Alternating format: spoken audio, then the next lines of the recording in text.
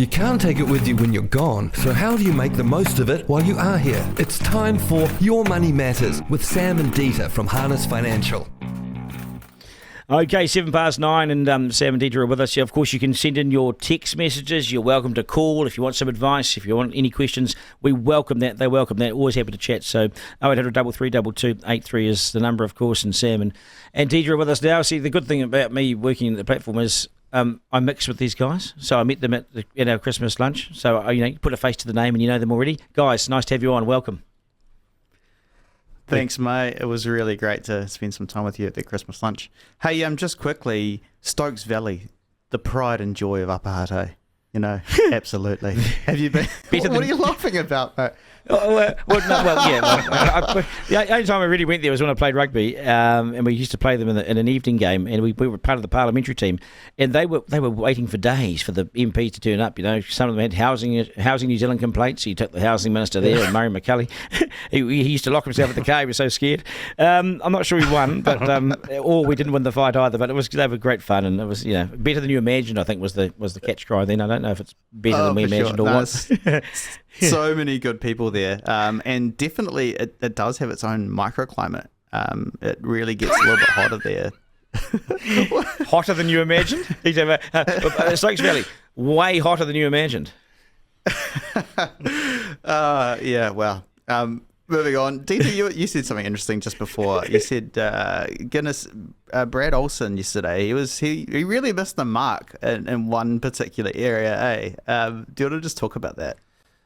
Yeah, I think there's a lot of experience that comes with living a bit longer and understanding the bigger picture. And one of the things that didn't make sense to me was the idea that on one hand, we don't have a young generation coming through. So that's an issue in itself. So why don't we have a young generation coming through? Why aren't people having children? And then on the other hand, he spoke about the fact that a family with 6 kids gets extra benefit with working for families.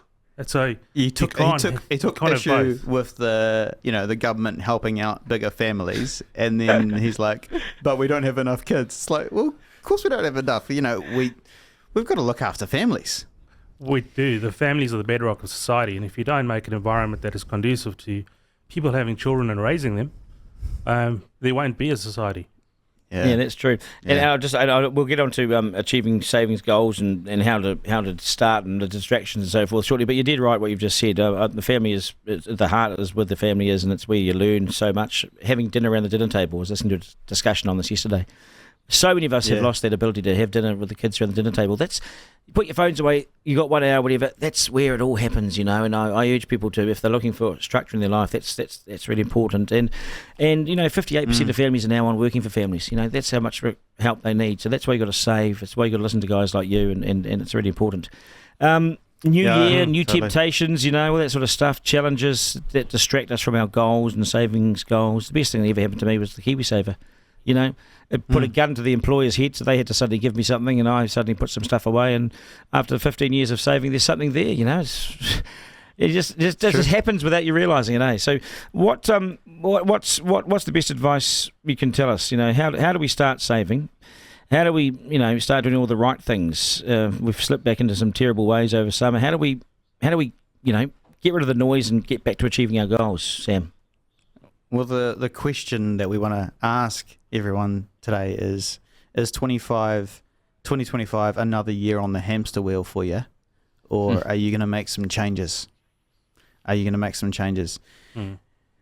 do you want to talk a little bit about the noise that we all have to wade through day in, day out, hey? Yes, so noise comes in different shapes and forms. You've got market noise, political noise, even have marketing teams and companies trying to hook you into buying things you don't need. Yeah. So there's a constant din of noise around you trying to distract you from what you actually need and want for the future. And that's Can you give us some examples of that? I really need a new car, Duncan. Oh. I really need a new one. I don't know why I need a new one. Yep. But I need one. I need a new one every 3 years, actually. And the new Samsung phone, I've got to get that. I just have to. Yeah, well, of course. What about all these insurances? What are all these insurances and all these financial plans? I mean, what do I really need? You did right. There's so much advertising in front of us.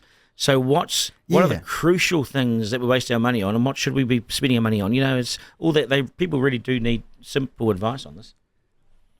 Yeah, well, I mean, if you listen to any radio show, mainstream radio mainly, a lot of the big providers of managed funds or KiwiSaver, they are marketing to you all the time, and when you get your eyes fixed on a product, that's when things start to go south. You need to have your eyes fixed on a plan. And the question is, do you have a plan? Dieter, do you have an idea statistically of how many New Zealanders have a retirement plan? What would be the percentage, you reckon? Well, there's another way you can look at it, and that is 50% of people are only going to be able to retire on government super. Wow. Oh. Yeah. And even though it's been spoken a week about as a lot of money, it's not a lot of money if you look at the cost of living. And if you don't own a property and you're paying rent, you're on a hiding to nothing. Yeah. 50% of people. Done, Duncan, that only 25% of Kiwis have consulted a financial advisor. And what's most scary about that is it could be an insurance advisor or it could be an investment advisor.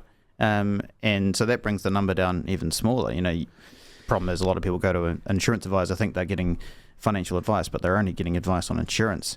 What about this the is plan? scary for people. This is scary for people. Now, so if you've got questions for Dieter and questions for Sam, do not hesitate to call. It's 0800 332 83. You can call us. We'll put you through, and you can have a chat, or send your text messages as well. But as Kiwis, Dieter, I'll ask you this: just having KiwiSaver, is that a plan in itself? No, it's a product. So a plan is a slave to the goals, and a product is a slave to the plan. Now, what happens is we tend to focus to the product, but we never think about the goals. So once you know what you want to achieve, now suddenly the KiwiSaver has a context in which it can fit and make sense. On its own, if you do a KiwiSaver and you've got a great growth fund and it's doing 20% a year, and you get to retirement and you can't afford to live, then it doesn't matter what the return was. So is that why we're seeing goal? Is that why we're seeing, I think I saw a stat the other day, that 49% of people in New Zealand aged between 65 and 69 are still working? That's amazing. To think the retirement age was 60 a number of years ago, now those half of the 65 to 69-year-olds are still working. Now, whether they love it or whether they have to, there's all sorts of reasons, but that's an interesting stat, isn't it?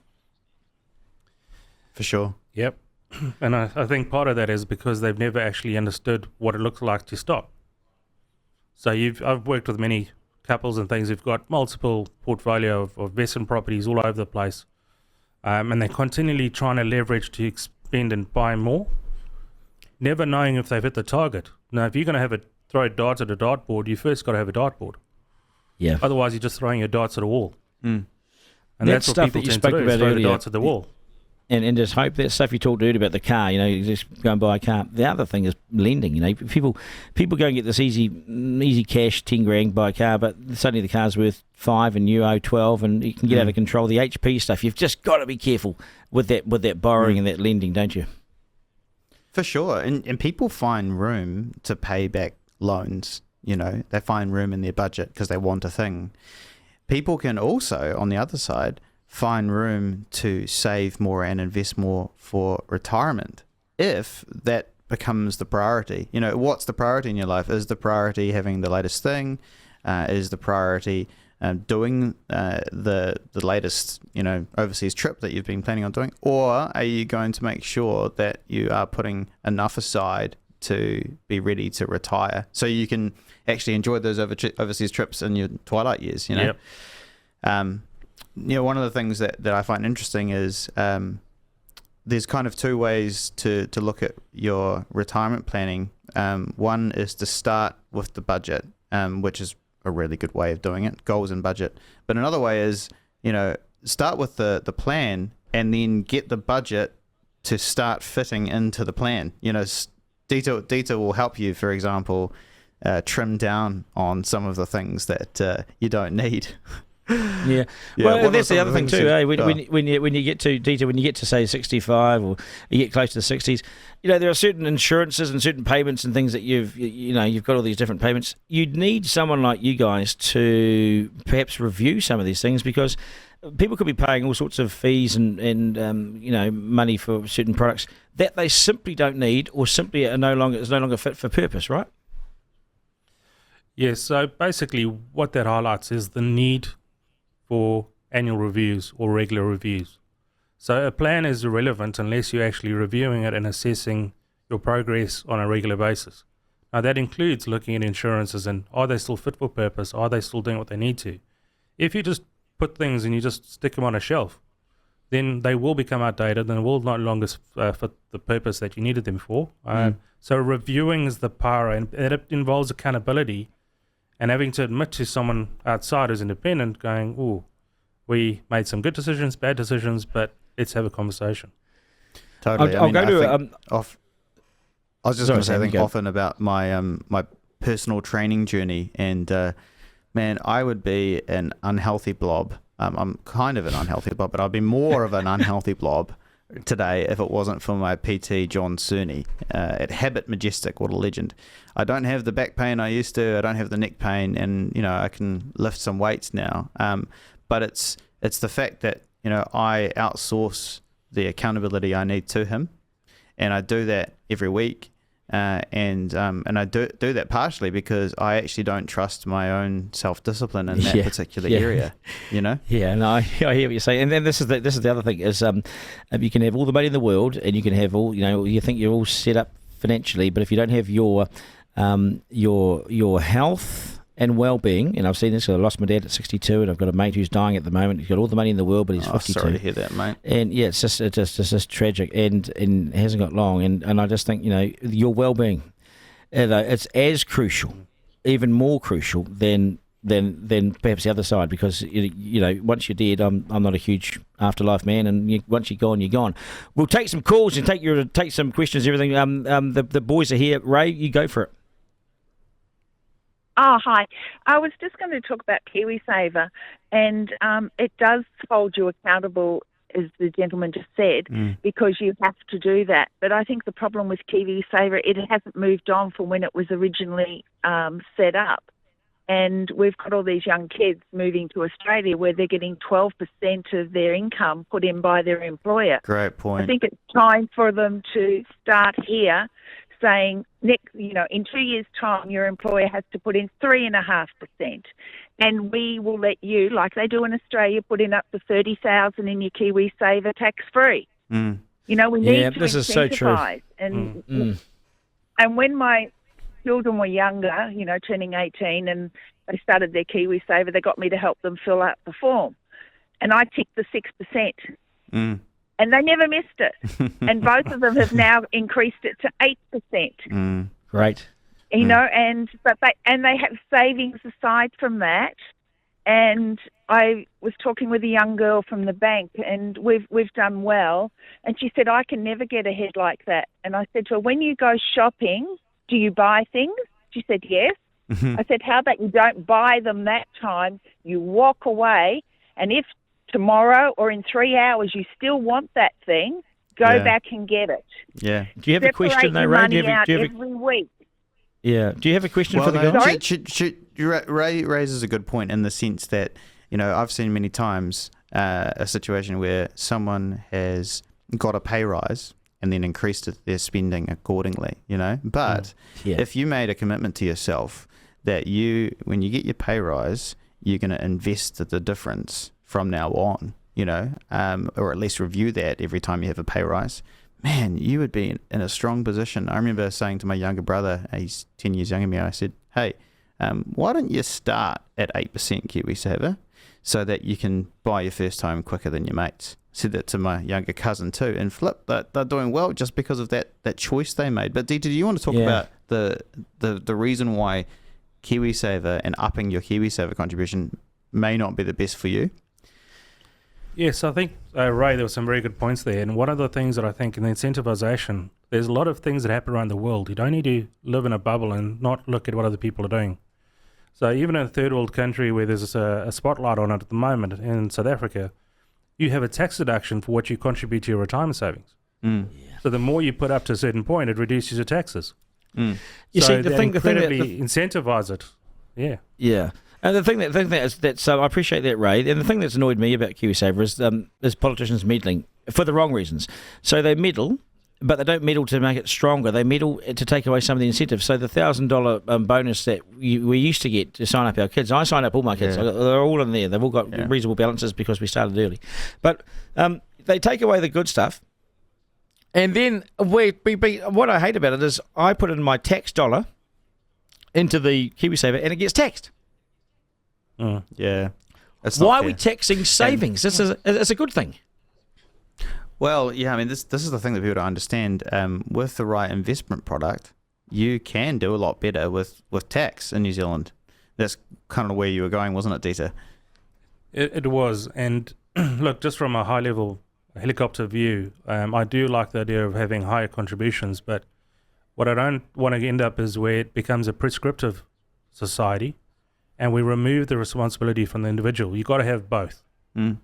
So individual habits, and habits are the biggest determinant of success or failure, whether it's gym, whether it's everything in your lifestyle and saving financially, your habits will be the biggest factor in your outcomes. So these are nice and very valuable add-ons, but we need to deal with people's habits first of all, and then coming to anything that's long-term by nature should not be in cash. So people don't understand within a KiwiSaver, if you've got a balanced fund, you're sitting with half of it in income assets that aren't going to be long-term high growth. Why?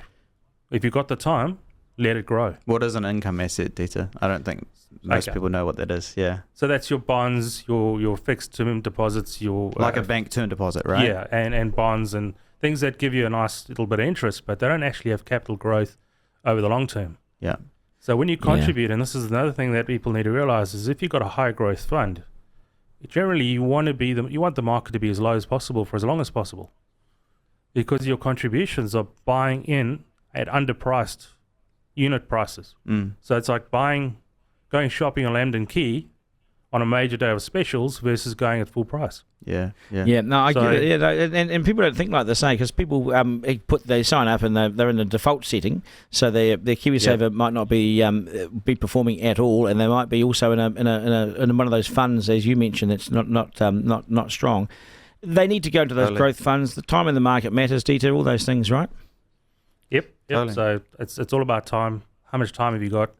And longer. Duncan, so many of our dear older generation in New Zealand have all of their money tied up in term deposits, and it's a real disaster. It's a complete. So, who wins out of a term deposit? Tell me, Dieter. Banks. Who wins? Banks. That's right. The bank who lends that money at a higher rate to someone else. That's right. Exactly. So, and to their share price and the people that own the shares in the bank. And who loses? Well, the people with less money in 10 years' time. Every time you get paid your interest, you pay tax on that interest from your term deposit. So you might be getting a rate of what? I think at the moment maybe 4.5%, 5%. Okay. And 5.5%. And so what's your actual net position after that? So take inflation off that. I think inflation at the moment is about probably 2.5%. It's been a lot higher. You take 33% off the higher rate. So let's take that down to 6% to 4%. Take off 2.5% for tax. Yeah, you're looking at 1.5%. Right. So someone's got $2 million in term deposits, 1.5%. Yeah. Oh my gosh. Yeah. Yeah, and when you say it like that, it's actually paralysing to hear it, because it's such a wasted opportunity. My KiwiSaver last year, and this is I'm not skiting. All I'm saying is that this is what's available if you get it right. If you got a good provider with a good account, a good growth fund or whatever, it was a 17% return. The year before was 11. I've moved it into the growth in the last few years, and look, it won't always be like this, but there's an example that's 28% return in 2 years. It makes me happy. We know what the averages are, Duncan, over 50 years. What's the average been, Dieter? Well, the S&P 500 over 50 years and plus has averaged 10% per annum. Right. Yep. So markets do grow over time, and you got to avoid the emotional reaction. So what we tend to do is be emotionally reactive to markets where we want to buy high and sell low. And we saw this in COVID when the market dropped a huge amount, and people, 1.4 billion got switched from growth to conservative funds. Yeah. On board for billion. Yep. Yeah. And then the market picked up again, and those KiwiSavers will never ever recover what they lost. I'll ask you two quick questions before we go. And Ben, I'll just quickly ask you: is Tim wanting a question to these guys, or is that separate? Okay, Tim, I'll bring Tim on as well. Then I'll finish with two questions I want to end on. But Tim, you go for it, mate. Yeah, hi. I'm not sure whether this is for Mark or Sam or Dieter. My question is home insurance, like fire in Wellington. Is there anyone offering it who isn't ultimately owned by IAG? Because I find IAG increasingly arrogant. There are a number of insurers that you can speak to, absolutely, and not just IAG. I mean, they've obviously got a massive presence, but yeah, we you might have seen some months ago we had a guest on with us by the name of Chris Jex of GYB Insurance, and I'd recommend getting in touch with GYB Insurance to talk with him about those options. Absolutely. Thanks for asking. Yeah, and thanks, Tim. And my final question is, final two questions are, one about habits and one about a retirement figure that we should aim for. Habits. What's the worst thing we spend our money on? What's the one thing we should be aware of with our habits? Because consistency is the hardest thing for human beings, right? So what's the one thing we need to change or be aware of? I think the one thing that really is the biggest hole in the bucket is the tapping of your card at all the payment outlets. So I think there was an analysis that I don't know, he was talking about basically looking at about, I think $2,000 to $4,000 a year spent on fees for the average person. Yeah, some people are spending that much. And the second part of that is when we tap, we don't actually look at the number on the till. Who honestly looks at what it costs when they tap a card? Good point. Yeah. You're relying on the honesty of the person tapping it in. Not just that. You don't even know what you're spending, what's coming out of your bank account, because there's no sense of loss. When was the last time you had a good look at your receipt, Duncan? When I used to be in Wellington, I'd go, I'd have those nights out, those big nights. I'd get to Monday, and I know, the benders. Yeah, I get to Monday, and I'd go, God, how much did I spend? So I'd go online, and then, oh goodness, and then I'd look at these numbers, and I'd just quickly do a rough thing in my head, and then quickly log out, because my goodness, what a waste of money. I actually don't drink much now because those. I went for a drink the other day. It was $14 for a beer. $14. There's a distraction, $14. What if you're thirsty? My final question. This is ridiculous, eh? My final question is: what sort of fund? How big does your fund need to be to retire? Now you could retire with frills or no frills, but what's the number? So we're dealing with a chicken and egg scenario there. So you got to work backwards. If you look at your current budget and you exclude things that won't be there in retirement and add things that will be in retirement when every day is Saturday, that's how you start to build up an income target. Once you've got an income target, you can then work backwards to how much is enough. Now, the rule of thumb is you don't want to draw more than 4% on the value of funds if you've got a long retirement without then sacrificing capital value in the long term. So if you need 40 grand a year, you need $1 million, and you won't deplete that million over the long term if it's managed properly. So income first, then work backwards to what is the capital requirement. And so one of the things we ask our clients, Duncan, is what do you want to be living on net, assuming you have no mortgage at 65 and assuming the figure has been adjusted for inflation? And most people say 100 to 120 grand a year, but some people say 300. Some people say 50, and we are here for you, regardless of what you want, and we'll make it happen. With good advice. You guys have been great, and met you over some of their lunch. I thought you guys were really in touch, grounded, and real. And I can't recommend you guys more highly in terms of being easy to deal with and everything. So, good to have you guys on. If you want $100,000 in retirement, folks, you're going to need a big fund, and lots more saving. If you're saving 3% at the moment, you better up it. That would be my advice, and I'm not a financial advisor. Dieter and Sam, appreciate it, guys, and all three beers. Take care. Thank you very much. Thanks, mate. Appreciate it. Okay, we'll do it again. We're just gone 9:30. It's 0800 222 383 is the number. And that, of course, was the lads from Harness Financial. Your Money Matters with Sam and Dieter from Harness Financial. To make the most out of your money, visit harnessfinancial.co.nz.